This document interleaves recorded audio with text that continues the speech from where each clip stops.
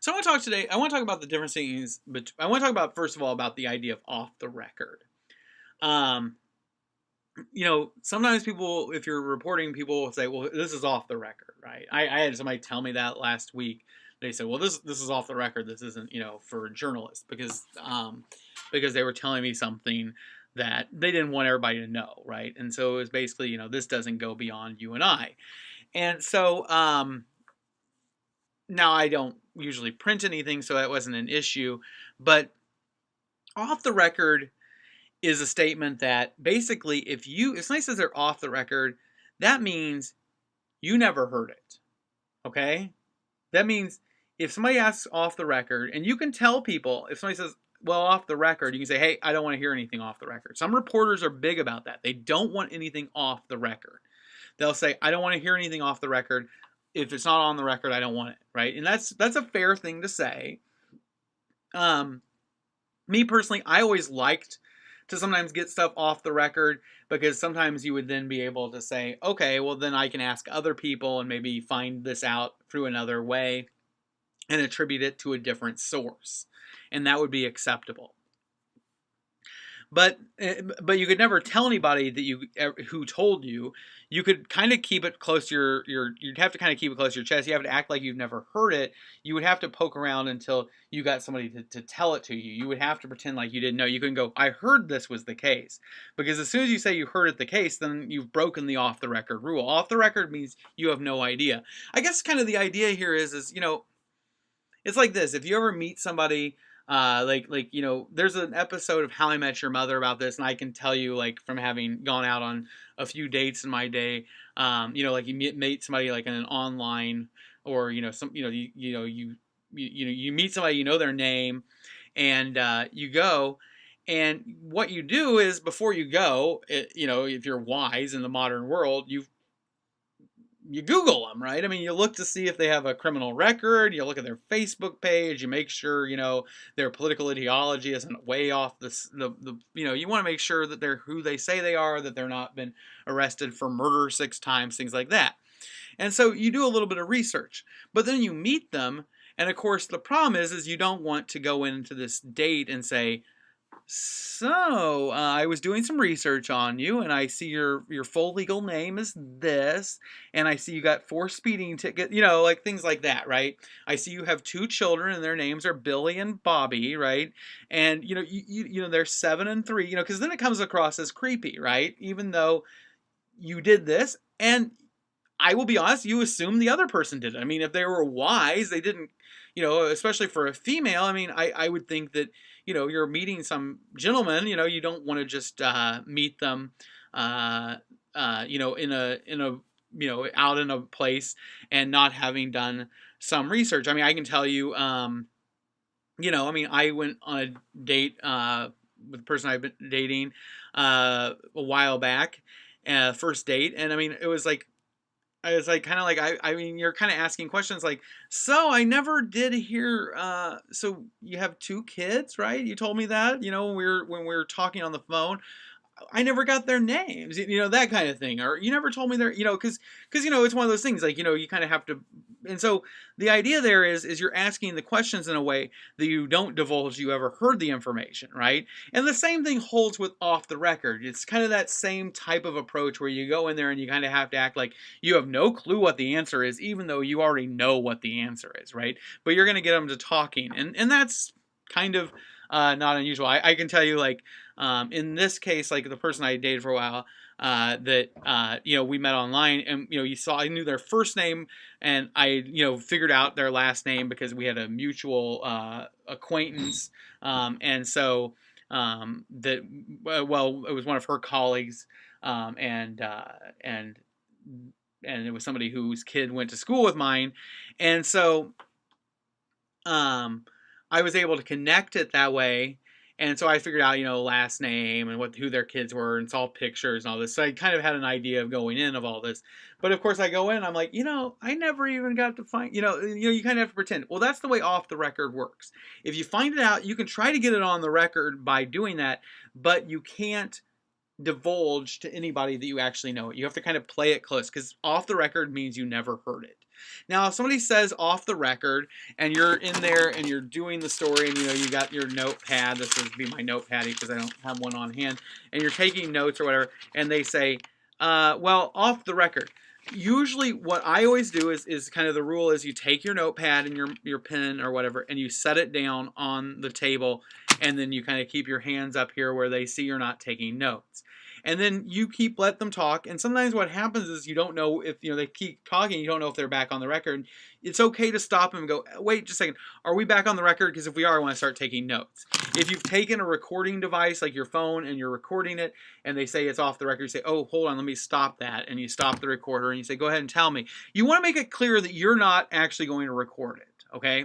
Now, sometimes I would not write anything you heard off the record. You can make a mental note of it, that kind of thing, and use that. And sometimes what happens is if you get something off the record, you can sometimes use that to get it from other sources. But the other thing you can do is, for example, a couple times I gotten stuff off the record. One of the examples I always use is one time I was doing a story about band groups sometimes will sell like oranges and citrus fruits around Christmas, and it's a fundraiser. A lot of bands will do, like marching bands, and so I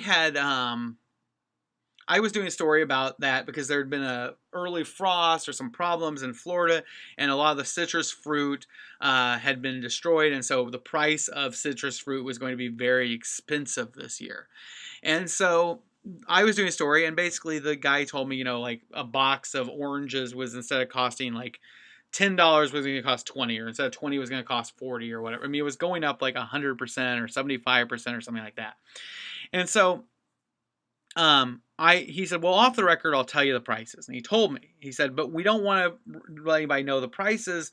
I don't really want that in the paper, because what I want is I want my students to be able to go out and talk to the people and let them know. That way they don't just shut the door on and say, I heard your prices are ridiculous, I don't even want to talk to you. I already know what the price is. He said, I want them to kind of go in there and explain the situation, that we're not making any more money off these, even though we're charging twice as much, because it wasn't our fault. It was the fact the citrus crop got destroyed, and that's what's leading to the price increase.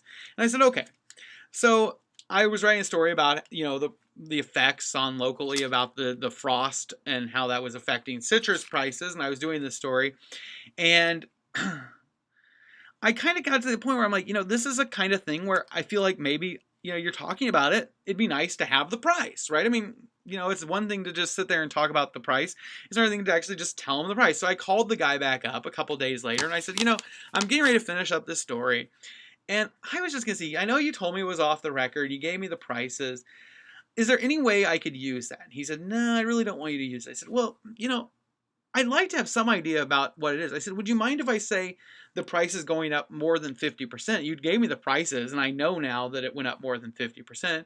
Would you mind if I use what the price was, and that, they're expecting it to go up maybe as much as 50% or more than 50%? And I don't remember exactly if he's let me use the price and the percentage, or if he just let me use the percentage, but we got something on the record that way. And so sometimes hearing stuff off the record will allow you to go back and call them and say, is there any way we can get this on the record? Is there any way we can use this? That is perfectly fine. Now, the other thing about off the record is you have off the record and you have on the record. On the record means it's usable. Anything that happens in a public place is on the record. Anything that happens in a meeting, that's public is off. Even if the mayor is standing up at the city council meeting says, "Look, I'm going to tell everybody this off the record." No, you're in a public place. You can't go off the record. Okay, so that's just to begin with. The only other thing is off the record is really for individualized interviewing, or when you're doing stuff in a setting that isn't a public event. It could even be a closed door meeting that they've invited you into. If they've invited you into a closed door meeting and they say, we have some members of the media here with us today, and we do not want this, instead of asking you to leave, we're going to put this off the record. Then you should either honor it or walk out of the room. Okay, those are the only exceptions. Now, because it might be a closed door meeting that they've let you in. Occasionally, you can get into a closed door meeting. Like occasionally, I was covering union issues, and I would go into a meeting, and they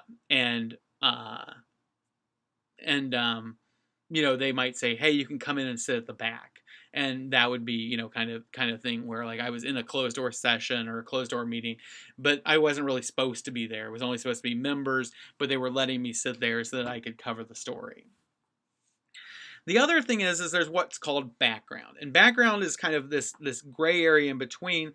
Background is basically where somebody gives you information, but instead of naming the person and attributing them, you say something like, said a high-ranking official, said an official in the administration, said a White House official, said a Lincoln Land official, was confirmed by a Lincoln Land employee, was confirmed by a person with knowledge.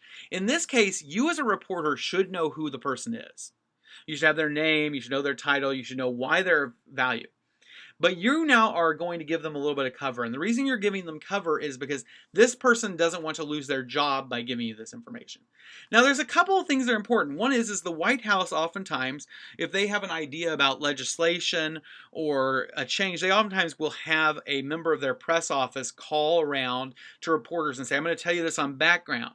And they give the information, and then it says a White House official told the Washington Post, a White House official told Huffington Post, the White House official told Breitbart, things like that. They say these types of things, right? And the reason is because by saying it on background, just saying a White House official, if the White House then gets a lot of negative publicity or a lot of flack because of what they said, then they can come back and say, I don't know where that leak came from. I don't know where that information came from.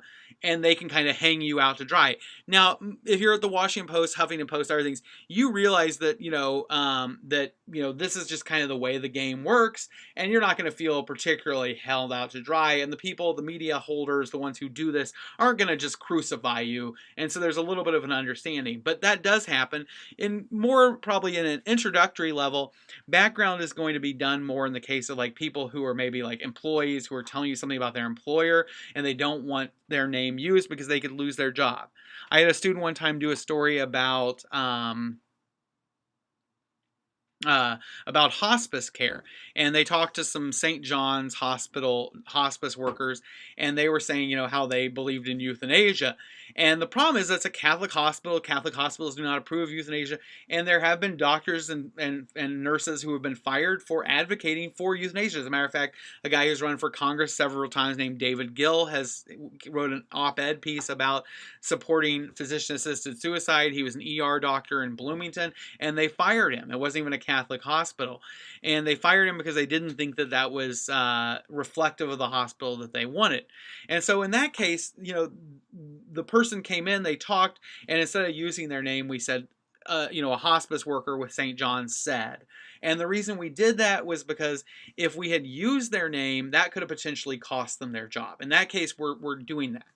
Now, the only problem with this is anytime you let somebody do something like as an anonymous source, well, then the other thing is anonymous source. If somebody wants to do something as an anonymous source means you don't even give any information about their location, their title. Background means you're going to give the background information about why we should trust this person, like they're an official at the White House, they're a person who is in attendance at the meeting, they are a Lincoln Land College employee. Something like that is basic background. You want to give enough information that gives them credibility, but not enough that identifies them.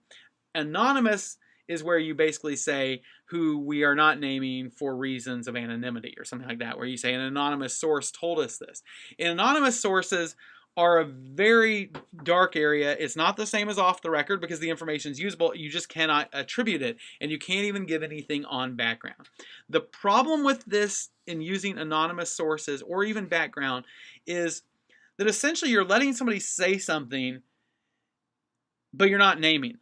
And so then what happens is the only person who's really standing behind that is your name at the top of that story. And so if somebody comes in and they want to say, oh, it's the worst place to work, these people are horrible, they kill babies, they execute old women, things like that.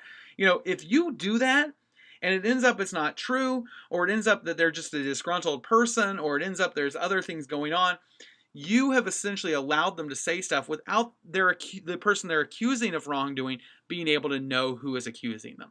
And that is a problem. You should be able to confront your accuser. And if you do that, you're allowing them to do it. So I would not use anonymous sources or background except in extremely rare situations where the only way you can get that information is to grant that access, is to grant that dispensation. I would not encourage it, but that would be those would be the exceptions. So there's anonymous, background, off the record, and on the record.